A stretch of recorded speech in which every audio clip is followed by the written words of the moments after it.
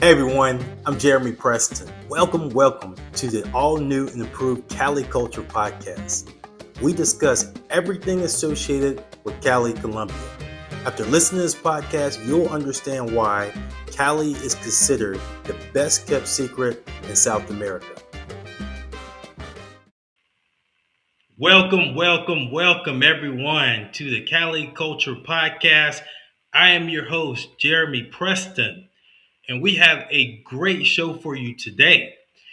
This show, we talk about Cali. We talk about everything associated with Cali, and we also want to explore the benefits of being in Cali, as well as we want to understand what's the life of an expat. And speaking of life as an expat, I have a special guest today that she is from America. She's a U.S. expat, but she's been living in Cali for the last 6 months. And she's going to tell you that whole process of not only moving to Cali, Colombia, but just her whole transitioning and getting acclimated with the culture and her experiences in Cali thus far. So without further ado, please welcome Mariana Oldenburg to the show. Welcome, Mariana. Welcome, Hello, welcome. everyone. Hola, hola. Thank you for having me. How are you?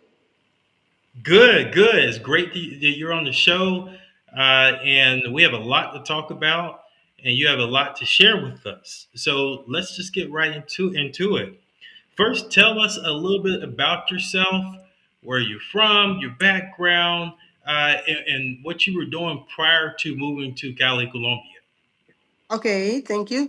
Well, first, I want to say I am Latina. I am from Panama. I was born in Panama. My dad is Jamaican. My mother is Panamanian. When my mother remarried, we moved to the United States as a military family. Many moons ago, there used to be American bases in Panama. And when my mother became single and remarried, she married with a person, that's like Cali motorcycles. She married a person that was in the army. So we immigrated in the 80s to beautiful San Diego, California. Mhm. There, I went to middle school, high school, college, married my college sweetheart, moved to New York. Eventually, he's a professor. Eventually, he found a job teaching at Tulane University in New Orleans. And I lived in New Orleans for the past 20 years plus, where I raised my children. Eventually,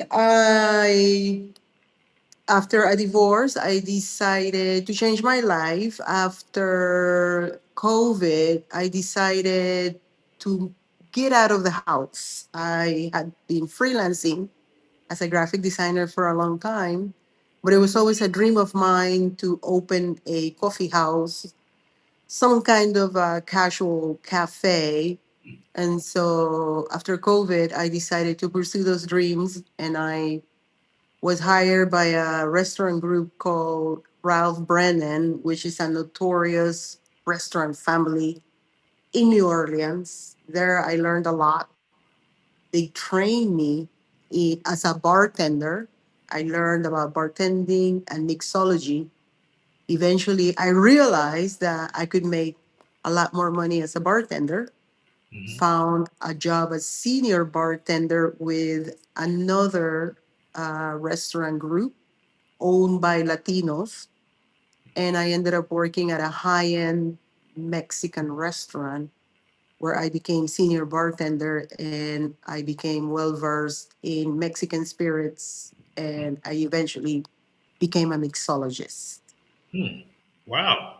You have quite the resume, Mariana. A lot of skills and talents and abilities. I want to talk more about that later. But first, I want to know, why did you decide to move to Cali, Colombia? Because you are Latino and you have a Panamanian background. That's where your roots are. But you decided to move to Cali. So can you just walk us through that decision, of why you decided to move to Cali, Colombia, out of all the cities and places to be in South America? Yeah. Well, like I said, our family moved to the U.S. as a military family. My older sister, Nellie, who's my best friend, married a Colombian man from Cali. They Mm-hmm. have been married 40 years plus. When they retired, they chose to move back to Cali, start a business. They work in real estate, Mm-hmm. start a business. Eventually, my sister decided to bring my mother, who is now 90 years old. She brought my mother to take care of her, and by age 90, she has some complications. She's relatively healthy, but she Mm-hmm. had some complications. She had a complicated surgery. And in the back of my mind, I kept thinking, I need to go see mom. I need to go see mom. Yeah. So, February of 2025, I finally decided I'm going to go see mom. I was just visiting mom. Mm-hmm. And when I got here, I had never been to Colombia. I realized how wonderful and magical and beautiful Cali is. Mm-hmm. And being next to my mother and my sister, I realized how much I miss them. Mm-hmm. And just like that, I decided I'm moving. I'm moving to Cali. So I don't know. Maybe Cali chose me, but Yeah. I Yeah. moved. So by June of 2025, I sold everything, packed everything, and I moved. And here I am Wow. in Cali. Wow. That's amazing. So I guess the root cause was, you want to see family, you want to be closer to your mom and your sister, and it all worked out. I think I agree with you that Cali seems to find you. I 100% agree with that because that's kind of my story, how I ended up, you know, uh, Cali being my second home, and me buying an apartment and getting a visa in Cali. So I totally agree with that. The Cali seems to just, you either like it or you don't, and it seems to just attract you, pull you in like a gravitational pull. um, Yeah, can you describe that transition? So you only been in Cali for what, like 6 or 7 months thus far? 7 months. Yeah, 7 7 months. months. Can you describe that whole transition process? I mean, I know you share, you sold everything. I think you said you sold your home and you just packed up and relocated. How difficult was that for somebody that's listening right now that wants to is thinking and considering of moving and relocating to Cali? How difficult is that process? I would say the first thing they need to do is visit. Hmm. Definitely visit, see for yourself. Hmm.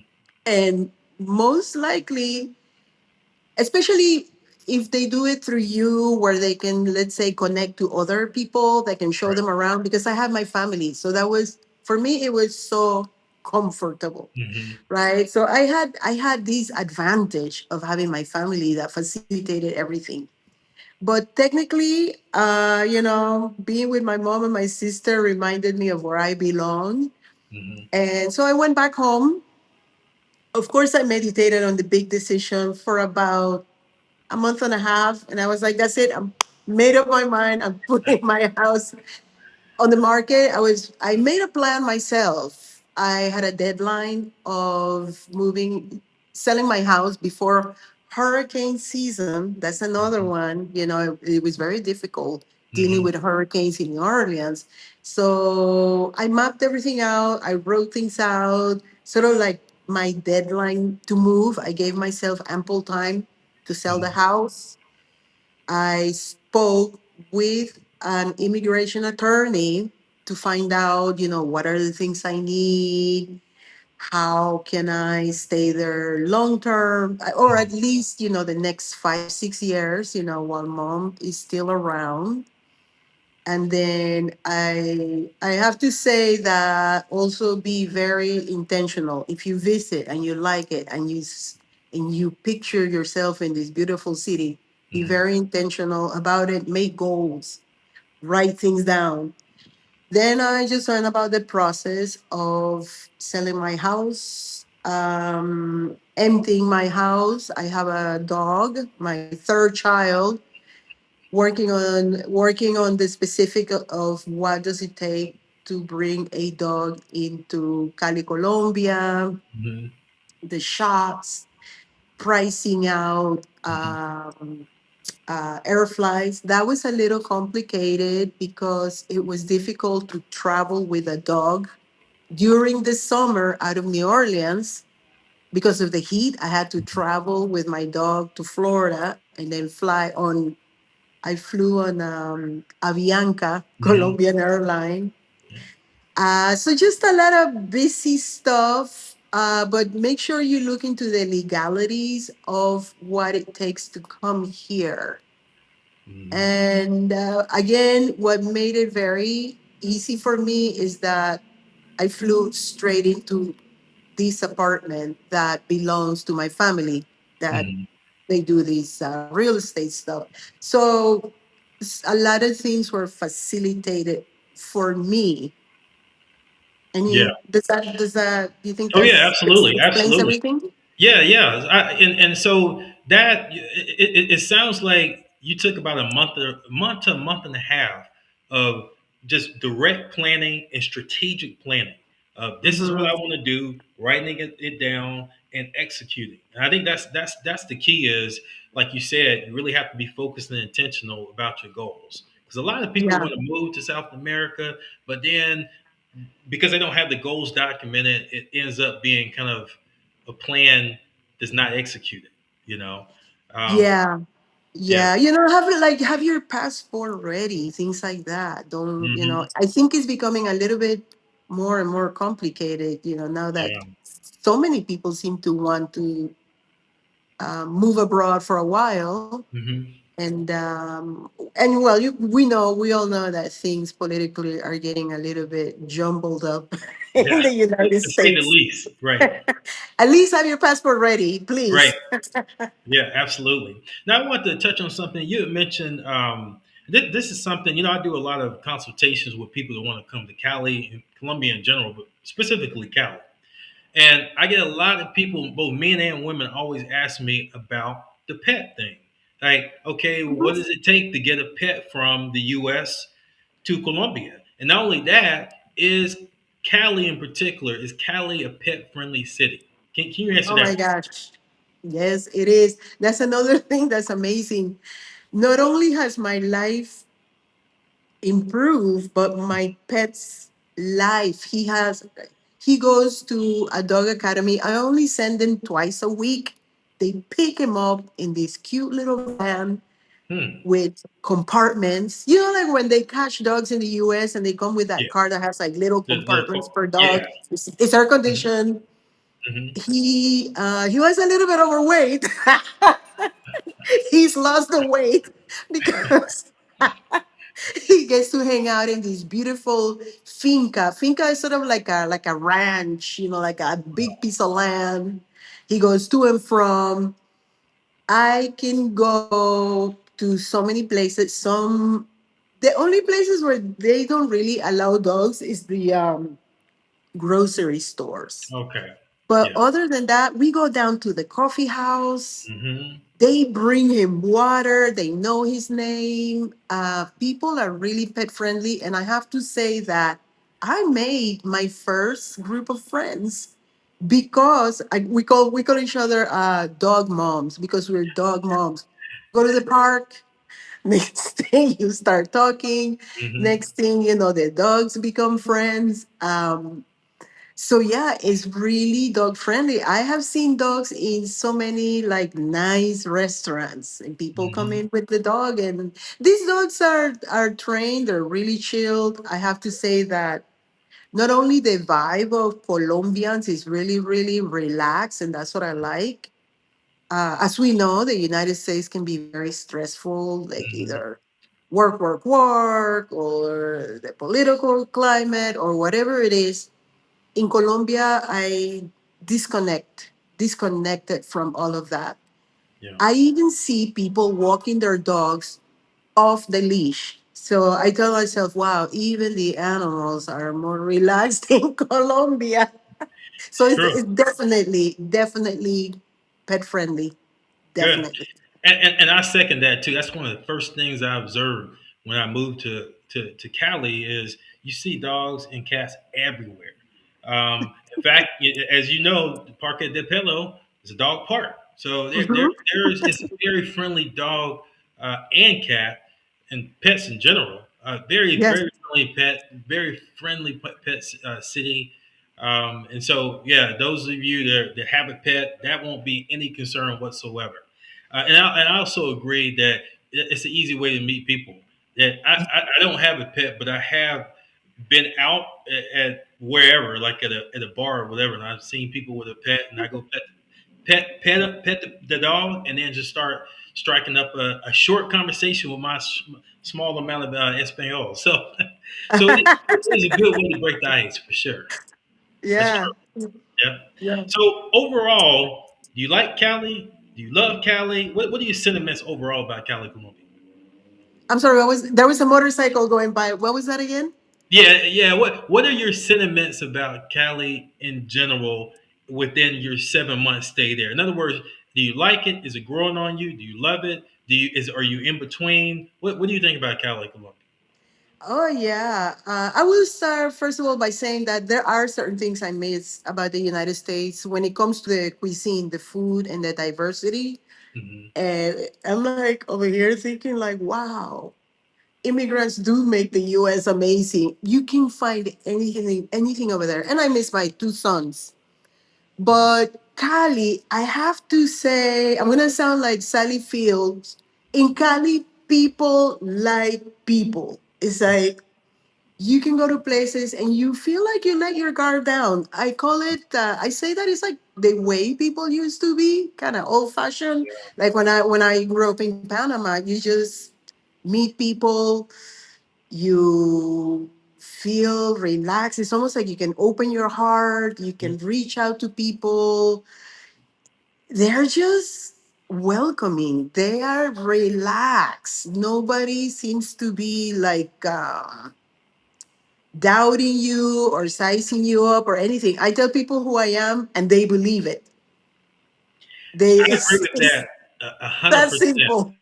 That's really what enthralled me with the city, and made me want to be there permanently. I want to be there permanently soon. As you know, I'm back and forth to the U.S., but I want to be there permanently.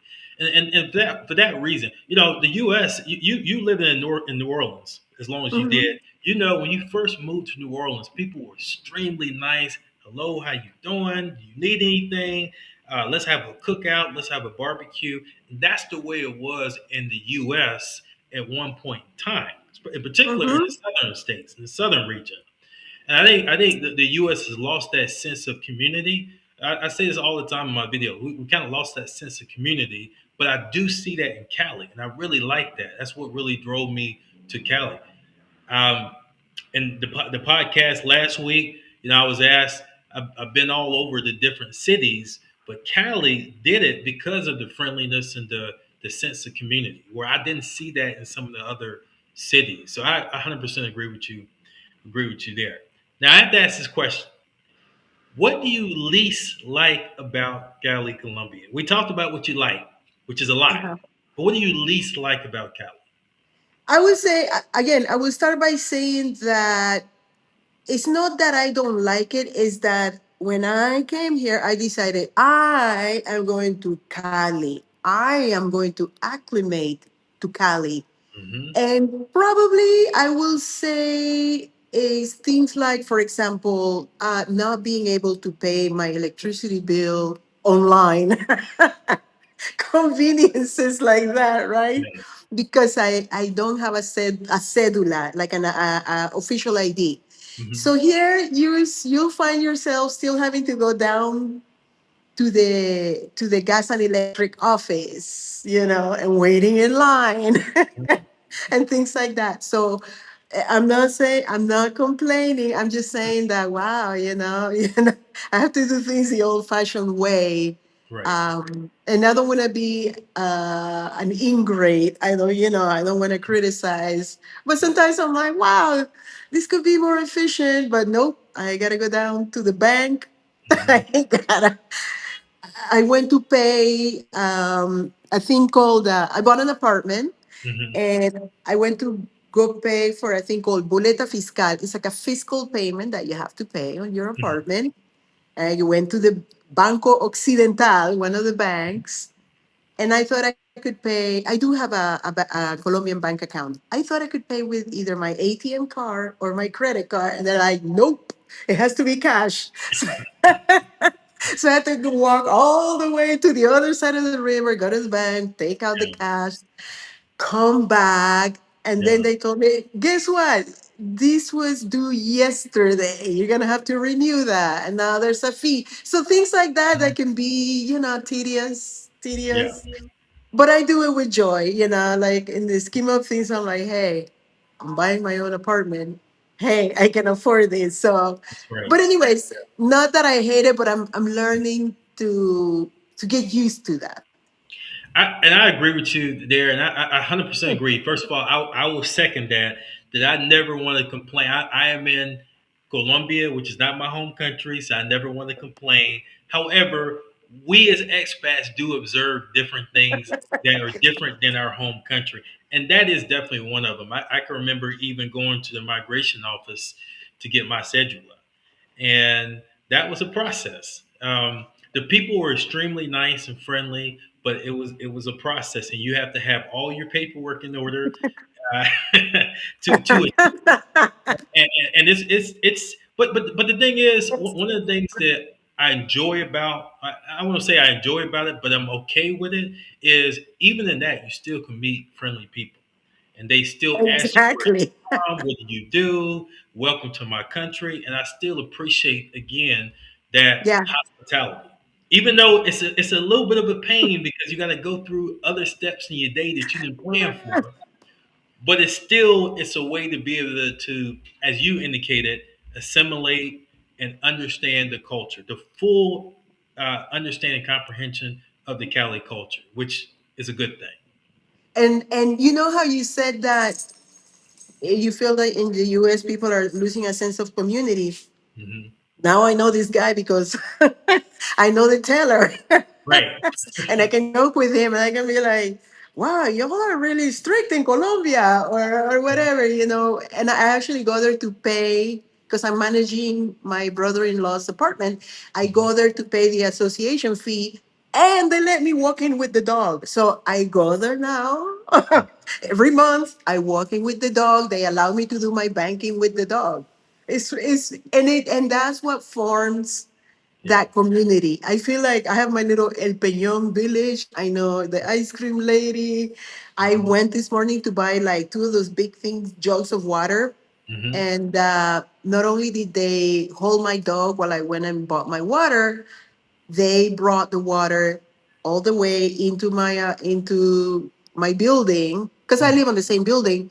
But they Hmm. carried the water for me because I had the dog because I Hmm. you know I didn't have enough hands. They put the water in the elevator and happy to do it. They're happy to Nice. to do it. Nice. Yeah. It is, and that is amazing to me because again, that sense of I want to help you out and make sure you're okay. Um, it's amazing. I haven't been in a city, and I've traveled all over the world, but I haven't been in a city with this much hospitality. Now, uh, there's other things that you could say that okay, well, a lot of people say, well, there's a lot of crime in Cali and this and that, but Yeah. you know, I think at the end of the day, there could be crime anywhere and things could happen anywhere. But if you're looking for a city that has genuine hospitality, Cali is probably at the top of the list. It's at the top three, if not the top. Now I want to circle back to your skills, talent, and abilities because a lot of people don't know. I met you online on Instagram, um, and little did I know, you are in the same neighborhood as I am. We're literally within walking distance of each other. Your Yeah. apartment is probably what, a We're 3 minute like walk, three if that, blocks. Yeah, like right? three Three blocks. blocks. Yeah. So Cali, I always say Cali is the third largest city. It's not a small city, but it's not a big city either, where you can't meet somebody and then most likely be able to walk to that person's location because it's very walkable. With that being said, so I know just in the conversations we've had that you have some business endeavors and some aspirations to use your talents and abilities in Cali to be able to contribute to the culture. So I'd like you to talk on that a little bit. Just tell us what your plans are in regards to business and opportunities and what you can bring to the table for locals and expats and travelers as well. Yeah, okay. Like I said, when I came to visit my mom in February, my sister was showing us a really nice apartment that they renovated. You know, they buy these old big apartments, they renovate it so they can rent it. You know, that's what they do. They're in real estate. And I saw this really great looking apartment. They were asking my design sense because I am a designer, and I was like, ah, the color, this and that. And it was a really nice apartment. And it just dawned on me, I'm like, could I do this? And they're like, yeah, just bring your money. I'm like, okay, okay. Now I have a purpose. So Right. the purpose is, you know, to do that, be in the family business. I do want to expand and service expats because I feel that that's going to be my niche. You know, Hmm. Colombians got Colombia, but for Europeans or Americans that may be wanting to move here, Hmm. that they may need somebody to I wrote some things. I wrote real estate sourcing, help them find an apartment, help them get to know like sort of the neighborhoods that are viable for somebody that doesn't have a car or somebody that likes a particular lifestyle close to great shopping centers, safe areas, Hmm. close to a hospital, cafes, things like that, restaurants. Help them source these apartments, go visit, make a decision if they want to purchase an apartment, help them with the paperwork. I've gone through it for myself, gone through it for my brother-in-law, so now I'm getting the hang of it, you know, reading the terminology, um, also, not just that, but also helping them discover the neighborhoods where they can go. Hmm. I did that, the exact same thing for my brother in law. We went through different neighborhoods. It's like, this one is too secluded, or this one, blah, blah, blah. I Hmm. like this one because it's close to a hospital. Hmm. And not only that, I said, okay, now let me take you on walking tours so that you can see where Granada, Zona Rosa, Hmm. amazing place. You can even find bagels. I found bagels walking here in Nice. Colombia. Yeah. Nice. And then so, you know, help people who know they might have a need of like, hey, I'm bringing my mom. I need a nurse. I Right. can help you source a nurse. I need a cleaning lady. I can help you source a cleaning lady. I need somebody with transportation. I can help you source that. So I want to be sort of like a resource person that can help people that are relocating, expats Hmm. or whatever, that are relocating here that don't really know anybody. I like to go places. I like to go out. I like, you know, I Yeah. go to restaurants. I'm all over the place. So I want to be that source. Then on the other hand, I am a vegan. I've been a vegan since my late 20s. And the way I eat, I don't eat vegan food per se. Hmm. I eat ethnic foods that are naturally vegan, Japanese, Hmm. Thai food, Indian food, Italian food. I can eat it anywhere as Hmm. long as I look at the menu and I see options that are good for me. But when I came here, I'm finding that veganism is really green over here, pun intended. So I feel like, that's and as a vegan chef, I'm like, okay, that is a niche that I can be in where I can bring something new to the table. And in my apartment that I bought it in a building that is half tenants, half commercial. So Hmm. and I bought there specifically because I want to open what they call an obscure kitchen. Or in the US, they call it a satellite kitchen and do Hmm. like meal prep. I want to do, let's say, not like a restaurant, but people order ahead and then they have their stuff delivered. Let's say, Jeremy, you decided I'm gonna do a cleansing for 4 days, Hmm. an all juice cleansing. I will prepare the juices for you. People don't want to mess with, doing all that stuff. And they Hmm. want to order the juices. Or you don't have time to cook, you want to include more vegetables and healthy stuff into your diet. Hmm. You go ahead and order for me. You place your order. And then over here, it's really easy to get things delivered with those motorcycles, those Hmm. Rappi motorcycles. The ones you heard in the background, right? That we heard in And the back. they never stop. Right, They don't sleep. They don't sleep. right, It's sort of like Uber Eats, but on motorcycles. right. Yeah. Yeah. And also eventually as a bartender, I used to be hired to bartend parties and bring my team. They would tell me, this is what we want. We want old fashions, margaritas, sangrias, and frozen margaritas. I would go ahead, get everything organized, show up early, bring my team, and I would bartend those parties. Nice. So I'm Yeah. hearing like three skill set talents and business endeavors here. You can do the whole walking tour. I call it assimilation almost tour because There you go. Yeah. you're providing, Integration, yeah, assimilation. Yeah. integration, assimilation, because you're providing people with the service of being able to help find the right apartment in the right barrio neighborhood, Mhm. Yeah. um, to the right gym, the right bar, sports bar, whatever. Just kind of an Yeah. all inclusive way to be able to assimilate. And then you do the vegan food, which is Yeah. great with you, Mhm. is very important in Cali, and that's a growing cuisine, I would say, in Cali. Yeah. Definitely, could there definitely be room for improvement from an expat. There's a And lot of room. yeah, and then the whole mixology cocktail, cocktail, service. That's great Mhm. because everybody likes Yeah. a cocktail. So I think those of you that are listening in, you definitely need to connect with Mariana because she has a lot of, um, I call it boots on the ground information and services that she can provide you.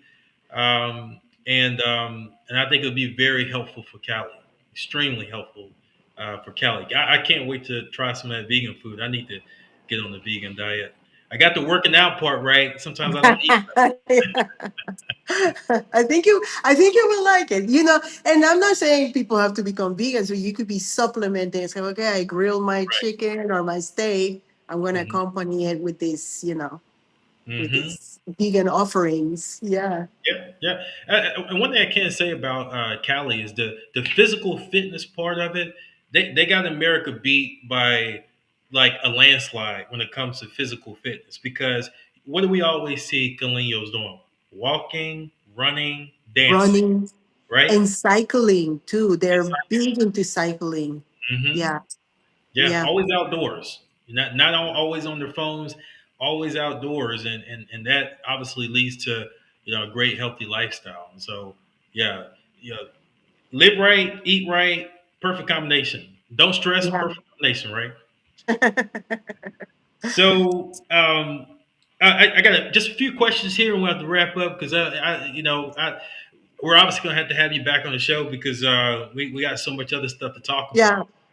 But I did want to address real quick safety because that's one of the first questions, or it is a recurring question that I always get is, well, I would love to visit Cali, but we believe, or I believe, or they believe Cali is unsafe. And I get that a lot in my consultations that people believe that Cali is unsafe.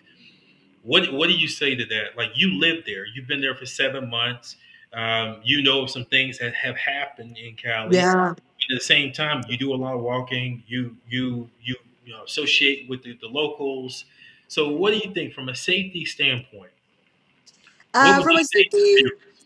from a safety standpoint, I would say some people rather do Uber instead of taxis. I do mostly taxis But I do that like in the daytime, short distances. If I'm gonna go somewhere like in the south, Mhm. a little farther away. Let's say I'm going to the IKEA. Yes, there is IKEA here. Yeah. Let's say I'm going to the IKEA, like a 15-20 minute trip. I will do an Uber because it's safer. Personally, I feel really safe in El Peñón because I've been here a while. I walk all the time. El Mhm. Peñón, and I even say that, well, I live in a bubble. I Mhm. live in the bubble of El Peñón has a lot of restaurants and nightlife Yeah. and a lot of security guards. So I know them, they know me. You wave. I know a lot of the business owners. Mhm. So I feel really safe, even if I'm having to walk my dog at 10 p.m. at night. Mhm. But I might not go down the darker streets. You use common sense. You Right. use common sense. And now the area where I'm moving to in Centenario, Mhm. they don't have as much nighttime activity. So I have to be wise. I don't think I'm gonna be walking the dog at 10 p.m. Mhm. Just use common sense. Personally, I get a dog. I feel like going anywhere with my dog makes me seem like, oh, she's just the vecina, the señora. Yeah. She's a local walking her dog. There's Right. a sense of safety with the dog, of Mhm. going places, and also they allow you to explore. You can go so much farther. Mhm. Um, but yeah, definitely use caution. Things can happen. Me as a woman, let's say I'm coming from La Tertulia, which is the best museum here. It's about 4 blocks from me. And Right. I often go there to the movies, and the better movies come later at night. So I might be leaving the movie theater at 9:45, walking down the street. And if I feel a presence of somebody behind me, they may just be walking, but for my own safety, I take charge of the situation. I pull aside and I let them walk in front of me. It's as Right. simple as that. Yeah. If you feel something, trust your instinct. Right. Don't put yourself in harm's way. But Mhm. I feel that in these neighborhoods, overall, you're relatively safe. Now, if you're gonna make yourself vulnerable and you're walking home after, several drinks late at night, that's a Like an poor idea. decision. Right. Poor decision. Poor decisions anywhere in the world can get you into Mm-hmm. bad decision. So Yeah. it's best to be wise. You live in New Orleans, and I have Mm-hmm. family in New Orleans, and I know that New Orleans can be rough sometimes. Yeah. Certain areas in New Orleans can be rough, and it's the same virtually everywhere in the world. That there's certain areas that can be rough, and anything can happen. If you put yourself as a target, anything can happen. So I totally agree with you. In El Peon, which is my neighborhood as well, I feel relatively safe. Not to say that something can't happen, but uh, I don't put myself in bad situations where I could be more susceptible to things happening or be in a bad situation. So that's most of it, and that's what I tell the people that I advise is, basically the same thing is if you feel something is not right, then try to remove yourself from the situation. Like your example of, somebody's walking behind you, you don't feel something's right, let them walk past you so they're not Yeah. behind you. That way you could defend yourself if necessary, Mm-hmm. that's a good thing. Well, last but not least, I'm not gonna let you leave until you give your final statements, final wording in regards to Cali, in regards to what your plans are in the next, say, 3 to 4 months or this year in general. You've already shared with us that your business endeavors, but I would like for you to give the last final statements and words in Spanish. We do have a lot of Spanish viewers, a lot of Okay. Latino viewers. So I don't think anybody wants me to try to speak Spanish. So, so I'd like to hear your last words in Spanish, if you don't mind. Ok, para mi gente latina, en Cali estoy feliz, feliz, muy agradecida, llena de planes, de ideas. Primero tengo que tener mi visa, la visa es primero, los papeles, todo legal, hacerlo todo bien, porque yo vine aquí a ser parte de Cali, cosas como hay que pagar impuestos, you gotta pay taxes, hay que pagar impuestos, aquí hay que hacerlo todo bien, en orden, pero sí tengo muchos planes y veo ramas en donde yo puedo servir y puedo contribuir a la comunidad caleña y bueno, aquí es maravilloso. Y yo como panameña, acuérdense que Cali y Panamá una vez éramos el mismo país. Y siempre ha habido gente colombiana en mi familia, siempre he tenido esa conexión con Cali y ahora aquí estoy. Yo desde que llegué a Cali me la paso diciendo, Cali es una maravilla, una maravilla. Yo vivo al frente del río, aquí estoy viendo las iguanas, los pájaros, en la noche se escucha ese río corriendo. Ustedes saben muy bien lo bello que es Cali. Cali es Cali, lo demás es Loma. Well said. Well said. Great way to end the show. And I will extend my thanks and gratitude for you taking the time out of your nice day, even though you're in beautiful Cali and I'm in America right now. But thanks for taking the time out of your nice day to come on the show. It's been very enlightening, and I know the viewers can take a lot from what you said and what you shared. And I'm gonna have to check in, and we'll have to do another show later in the year to see how Yeah. you're doing, and just share with us your business endeavors and how and what you're doing. We want to hear that here on Cali Culture Podcast. So again, thank you very much, and take care of yourself. Look forward to seeing you soon, as you're basically my neighbor.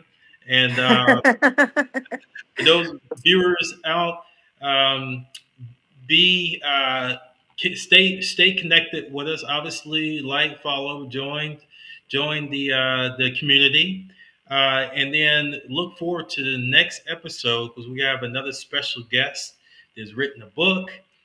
He is out of Miami. He was a U.S. Marine, and he has a lot of experience with actually being a Marine in Colombia, U.S. Marine in Colombia, and being stationed there. And so he's going to give you some enlightening information about how to be safe in Cali, Colombia. You don't want to miss episode 3 for sure. So until then, everybody have a great day. Remember, Cali is Cali. Be safe. Always stay in the community. Let's continue to build the community, and we'll see you the next time. Thank you. Take care.